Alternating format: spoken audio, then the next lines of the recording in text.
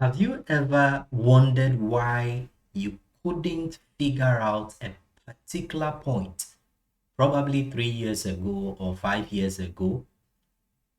Have you been wondering why you took the wrong decision at some time, probably when you were a bit younger in your college level or undergraduate level, and now that you are done with your graduate study or you are older, you are wondering how stupid you were at that particular time? Have you also wondered why probably um, you found yourself frustrated because someone couldn't understand what you were trying to share, an idea you were trying to share, a method you were trying to teach them, or a concept you were trying to expose them to? Maybe as an expert in a particular field, as a teacher, or even in informal conversations with your friends. They don't just seem to get what you are saying. Although you think that is basic knowledge, it is easy to understand. They should be able to understand. These are situations that we find ourselves in often as a people, as individuals, and it is commonplace. And today's lesson is focused on what really this is and how we can help ourselves to overcome that whole experience about thinking you could have made the right choice and probably um, blaming yourself for taking the wrong route uh, in a decision that you took many years back. This whole thing is referred to as the curse of knowledge, the curse of knowledge. And this is a concept in psychology that helps us to see how sometimes the knowledge we have, what we know, the information that we have, could affect how we perceive other people's perspective. So we'll look at two case scenarios. We'll explain what the curse of knowledge is, and then we'll look at how we can overcome it. Case scenario number one is about Mr. Andrew, who is a lecturer, and he teaches a class of mature graduate students, meaning that they are older in age and also in terms of responsibility. So he's very passionate as a lecturer and he believes in what he teaches. He knows his stuff. And in teaching a particular topic, regression analysis, he felt that he was teaching at a good pace and he felt that he was giving the students actually what they needed. So at that level of graduate study, he felt he was delivering really well. However, the students didn't seem to understand some concepts that he used, some terms. So he mentions predictor variable or predictor, and they are wondering what it is. He mentions indicator, they are wondering what it is, and they need him to explain it. And they tell him to slow down, he's going too fast. And Mr. Andrew is frustrated and he complains, probably gets angry that these are graduate students and these are things that they should have known from their undergraduate level. And so that frustration sets in and he feels that as graduate students they should be able to keep up with the pace that he's going, because he's even moving at a slower pace comparably. Case two is about a woman called Mrs. Jacinta, who is an expert in IT, so IT, information technology, and specifically IT solutions for businesses. And she is known, well known, invited all over the place for talks and mentorship sessions and all. And because she's one of the best in her field, sometimes she struggles to communicate to the audience or people that he trains. And this is similar to people that are, experts in a particular field. So if I'm dealing with someone who is from the field of medicine, a doctor, they may mention some terms, some things that I may not be familiar with. But to them, it may be something that should be common knowledge. So if they mention a disease and I don't know it, it may be surprising to such a person, because in their context, that is something that should be common knowledge. Subjective knowledge to them should be objective knowledge, really. So that is what is happening to Mrs. Jacinta. And she feels like these participants, these entrepreneurs and businessmen and women she's teaching should have a knowledge of what is Microsoft Office, for instance, what is a PowerPoint presentation, and they should be able to come up with a PowerPoint presentation as part of their business strategy for reaching out to customers. They should be able to know what Zoom is, the Zoom platform, particularly because of the recent COVID period that brought up a lot of online meetings and all that. So she feels that people should know what Zoom is at the basic level. You should know Zoom, you should know Microsoft Office, you should know basic things about how to open a file, a folder, and all that. So she feels frustrated that some participants that she engages know nothing, so they don't know anything about things that she would consider basic knowledge. So in these two case scenarios, we see a case where in one, here is a teacher who believes that there are certain terms that he is using in teaching a topic that is basic to the graduate student. So because of a past experience of being undergraduate student, they should have learned this, for instance, in statistics for psychologists or research methods and all that. Unfortunately, he's failing to realize that these students, maybe at the undergraduate level, what he's calling predictor, they know it as an independent variable. And what he's calling an indicator is something they know as a dependent variable. So in statistics, in research methods, a predictor variable is an independent variable. It predicts, the independent variable predicts an outcome or shows what a relationship will be like. So though the Professor Mr. Andrew or Professor Andrew has a legitimate reason to be concerned or frustrated, he's failing to identify that although these students, these graduate students, have a background that should have made them know what a predictor or indicator is, that background, his assumption that that background should give them the knowledge, may be wrong.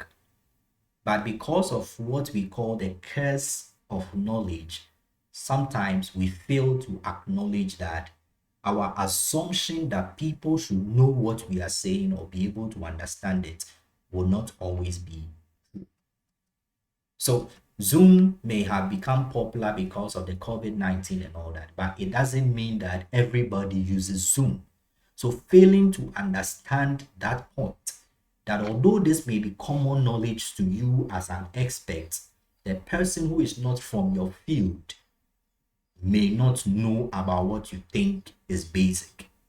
So these two scenarios points to what happens to us a lot of times, and with examples that we cited in the introductory, questions or scenarios, points to the fact that sometimes what we know now can shroud our ability to recognize that decisions we took in the past were based on knowledge that we had then. So it does not mean that we were stupid then. It just means that the information we had then was inferior to what we know now. If we fail to accept or know that difference, then we say that we have the curse of knowledge. So the curse of knowledge refers to one of the cognitive biases in psychology, where an individual assumes that others have the knowledge or experience to understand what he or she is communicating. So let's assume I am having a lecture session with you, and I begin to make assumptions that okay, you already know what a cognitive bias is, and then I just go ahead and say that yes, curse of knowledge is one of the cognitive biases, blah blah blah, and all that. And this person I'm speaking to, I am presupposing that you know what it means to say something is bias, and when we say something is cognitive. So putting that together, you should understand what I mean by cognitive bias. But the curse of knowledge is what is keeping me from explaining what cognitive bias is. That assumption I have made that you have knowledge or experience that would automatically help you to know what it is. A cognitive bias is just, a way of perceiving an information with your own subjective feelings or your own subjective, beliefs. So if something is happening and you interpret it based on how you personally feel it should be or it means without considering what objectively or on the whole picture, what it should mean or what it could be, then we'll say that it's a cognitive bias. So the curse of knowledge is a phenomenon that affects many of us in our interpersonal lives, relationships with people, communicating with people, both at the formal and informal levels. And that, is really something that we should pay attention to so that it helps to make our relationships with people, our communication with people, more effective and more healthy. Because communication is usually better if the one who is communicating is understood by the audience and the audience to feel understood by the communicator. So if we are able to deal with that bias assumption that the person, the audience should be able to understand what we say or imply, then we would have built a better way of sharing our knowledge with others. Now, a bit about the curse of knowledge. One popular or important study that helped to illustrate this curse of knowledge is a study by Elizabeth Newton's, who did this experiment in 1990. And in the experiment, so she was a graduate PhD, postgraduate, student, so a PhD student at Stanford University, and she was a psychology student. And in this study, she had a set of participants who she randomly assigned into two groups. So you are either in the group that is called the tapper group, or the listener group. So you are either a tapper or a listener. And the work of the tapper is to tap on the table. So as I'm doing now, to tap a tune of a song that is popular. So you tap out the tune or rhythm of a well-known song. Example: happy birthday to you, happy birthday to you, happy birthday to you, happy birthday to you. So this is popular. This is something that we use, almost all the time, all across the world when someone is celebrating their birthday. So your work as the tapper is to tap the tune rather than sing it. So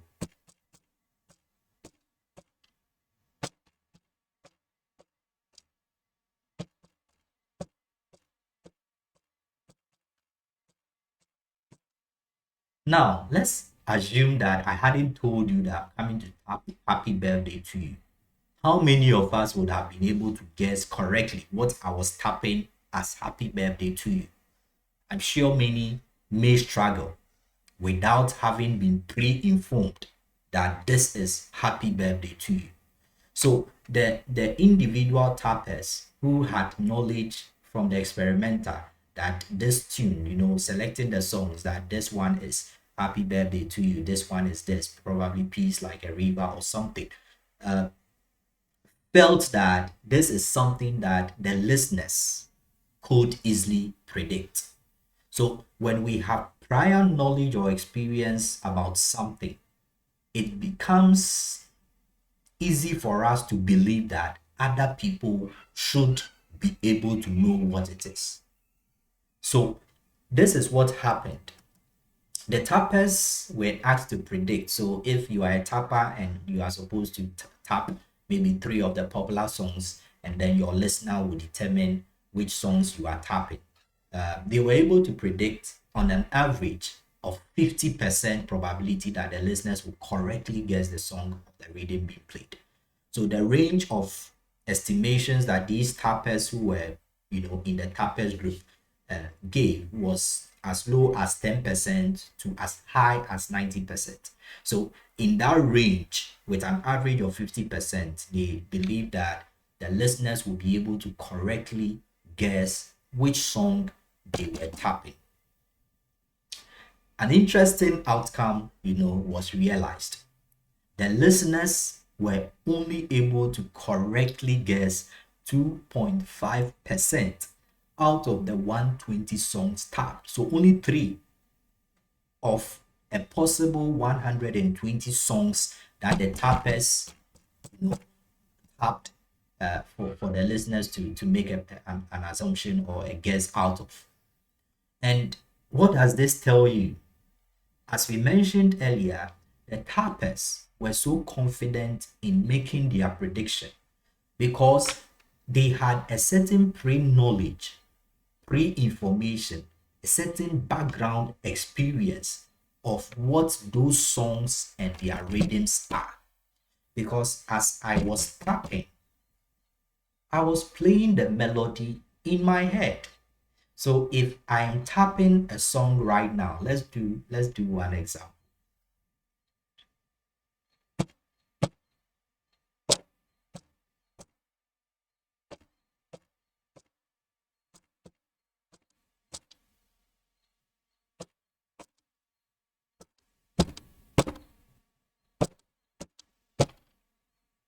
Now, if I ask you to guess what I was tapping, I'm sure you would struggle to guess. You may come up with a number of possibilities, but I know what I was tapping because I had the rhyme, the rhythm, the melody playing in my head. I know what I was playing. So that tendency for me to believe that what I am tapping is something easy, is a hymn that you should be able to guess, is a curse of knowledge.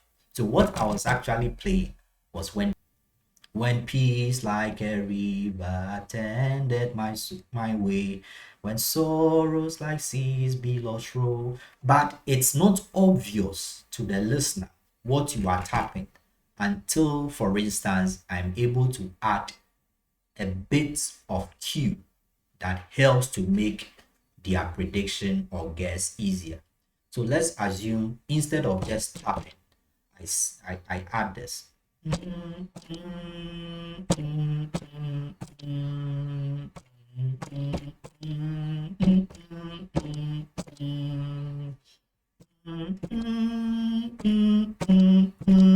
So now it makes it easier, although still some may not be able to guess what I'm singing, probably because they've never heard of that hymn.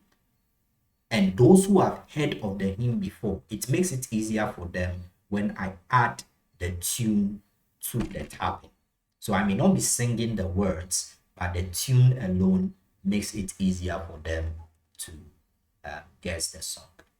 So the tapper and listener experiment by Elizabeth Newton's was helpful in helping us to see that sometimes we overestimate other people's ability, or to recognize or understand what we are trying to communicate. And that's what we refer to as fluency misattribution. So our tendency to overestimate other people's likelihood to understand or know a certain information that we know. And we also sometimes are not able to control our expectations of self. So, with the example given earlier of you, for instance, believing that you were stupid in making a decision 10 years ago, and you just can't understand why you made such a stupid decision. It is because you cannot control or inhibit that expectation that you should have known better then. Forgetting that the information you have now, all the experience you built over the last 10 years, have contributed to you knowing now that that was a stupid decision. So the blame of our past is because we fail to realize that what we know now is influencing the steps we will take now or the actions we'll take now. So what can you do? What can you do to help yourself? Maybe you are an expert, and sometimes in talking to people, you feel that they don't get you, they don't understand you. You want to communicate an idea. You feel it's a simple idea, but your employees or your supervisees or those working with you feel it's complicated. What can you do? Sometimes you feel you look back and you just can't forgive yourself for certain steps or actions you took. What can you do? How can we overcome the curse of knowledge? One way you can help yourself is to always remain conscious of the possibility of this cognitive bias and how it can affect you. So one purpose of this particular lesson is for you to, if you have never heard of that concept before or phenomenon before, at least you have gotten to hear of the fact that there's something called the curse of knowledge, and it is a cognitive bias. And if you are now conscious of that possibility that you will have this cognitive bias affecting you and how it can affect you as a teacher, as someone who is working with colleagues, as someone who is an expert, someone who, just in everyday life, it would really, really help you. So if I'm going out, I've been called to come and deliver um, a presentation on emotional intelligence as a psychologist. I would be conscious of the fact that as I'm talking to the people, there's a chance I'll assume that they know some things, for instance, about what intelligence is and what emotions are. And then I would skip that or overlook the explanation of those. So if I am conscious of that possibility of this cognitive bias happening, then when I go for that presentation, I will know that, okay, I need to define what emotions are, give examples. Although this looks like common knowledge, people may not really be able to understand what emotions are and how they are expressed. Someone, for instance, may not know that we have basic emotions and all that. So I need to take them through that without assuming that they already know. So that's the first step. Be conscious of this cognitive bias and how it can affect you. Number two, be an empathetic communicator.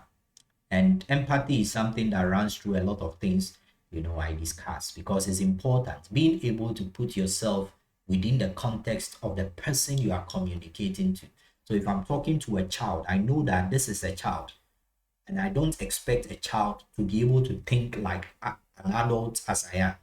So if I need this child to do something, I should be able to give the instruction in such a way that as a child, this person can carry it out. So I don't communicate to a child the way I'll communicate to an adult to carry out a task.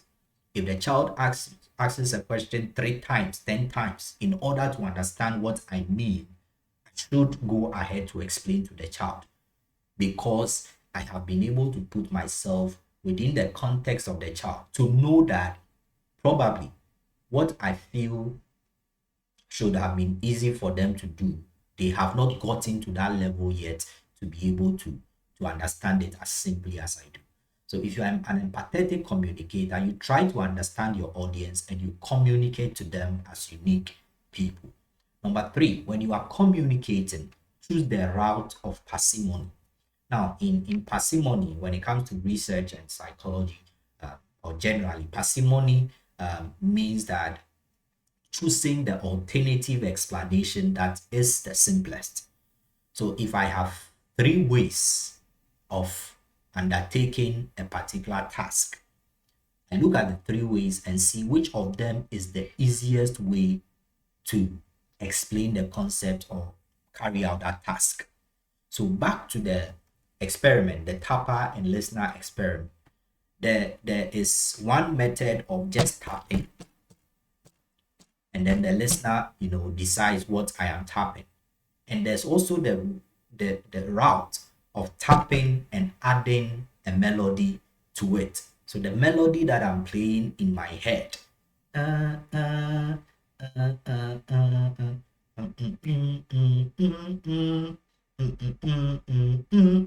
adding that to the tapping is another route. So if I compare these two, which of these two routes is the simplest and easiest for my listener to be able to understand what I'm saying or doing? It is the second route. So I choose the second route because it is more parsimonious. So when communicating with an audience as a teacher, as you are teaching the students, so back to Mr. Andrew, you want to be as parsimonious as you possibly can. And that means that how can I teach these people? Yes, they are graduate students, but if I am teaching a statistics, subtopic, regression analysis, and my goal is for them to understand what is the simplest way I can teach them. Yes, there's the method where I go on rattling the big words and using the terms and all that. But is that going to help them to understand the concept of regression analysis? What other method can I use? For instance, instead of saying predictor variable, why not say independent variable? Instead of continuously using the indicator, the target variable, why not use dependent variable? Because that is what is much easier for people to relate with. So choose the route of parsimony when you are communicating with people. Number 4, when you are dealing with learners, be guided by their specific ZPDs. ZPD stands for Zone of Proximal Development. And this is something that is very important when it comes to the field of education and learning. And it was developed by one psychologist called Vygotsky. So the zone of proximal development says that individuals have a certain ability and they also have what they can do if they are given the right guidance. So I know something now. If I'm having a conversation with a medical doctor, there are some things that he will say about health that I'll be able to, understand and be on the same level with him, probably because of my background in studying psychology and clinical, psychology and all that, with biological psychology and all that. So it's easier for me when some of the topics are relating to stress with head injuries, trauma, and all that, because that is something that is within my current knowledge level.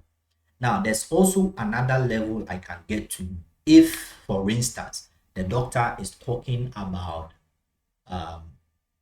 something related to digestive system diseases or something, quite strange to my experience and learning.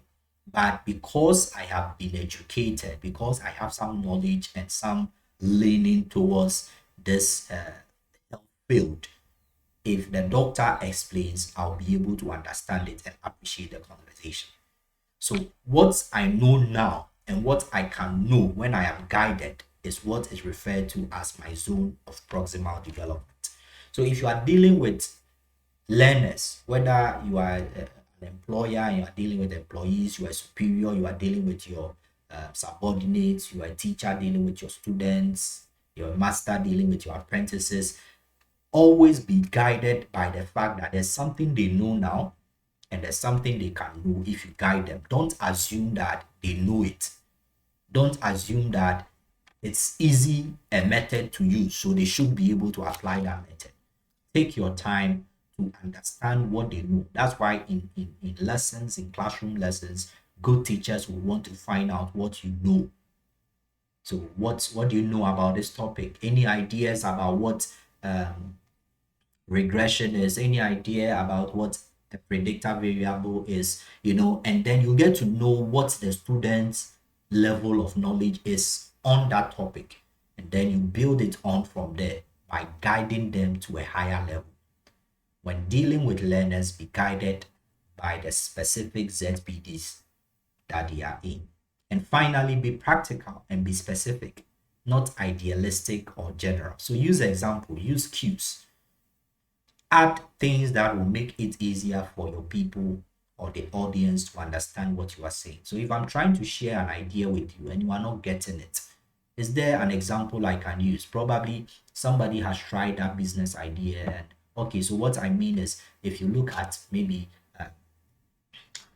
Jennifer's, business that she's doing in selling cosmetics and all that, you see how she's been, doing these adverts here and there. You can show the person the adverts and all that. So this is what I mean. So you are trying to bring in practical examples to help. If they are students, you want to take them out to show them the practical way of applying some of the concepts that you are teaching them. So you want to be practical, you want to be specific, not just using big terms and concepts. You are being idealistic. You want to be practical. And practicality and specificity means that you should be as simple as possible. That goes back to parsimony. So if I can use an example to make things easier, why not use the example rather than being general? So if you want to be a good student, learn hard. What do you mean by learning hard? So the student may choose their way of learning hard. And so if you come up and say that they are not learning well, they are not learning hard, you get them confused because they know that they've been staying the night to learn, but they are still failing. So you want to be more specific and practical. Teach them this is how you learn. So if you are learning chunk, you're learning material. So don't learn probably a whole chapter in one sitting, knowing that your level of grasping concepts is quite slower. So divide the chapter into two. Do one at this morning time and do the remaining towards the evening. So you teach them the chunking techniques, the spacing out approach and all that. So you are being more practical with the student, and the student gets to know what exactly I need to do to indeed say that I'm learning well or learning smart or learning hard. So be practical and specific, not idealistic or general. Use examples and use cues. This will help you to be able to overcome the curse of knowledge. The curse of knowledge is something that is commonplace in our everyday interactions as human beings. And we have other cognitive biases that end up affecting, how effective we are in communication. Hopefully, we'll look at other ones in later lessons. I hope the lesson has been useful. We have been able to discuss what the curse of knowledge is. We have looked at some study from Elizabeth Newton's the Tapper and Listener study, and we've connected that to a number of scenarios and also how we can overcome them. Thank you for watching. I hope it has been helpful. Kindly subscribe to the channel if you haven't, like the video, share it, and I'll be glad that you did to help me. Thank you, stay safe, and always stay positive.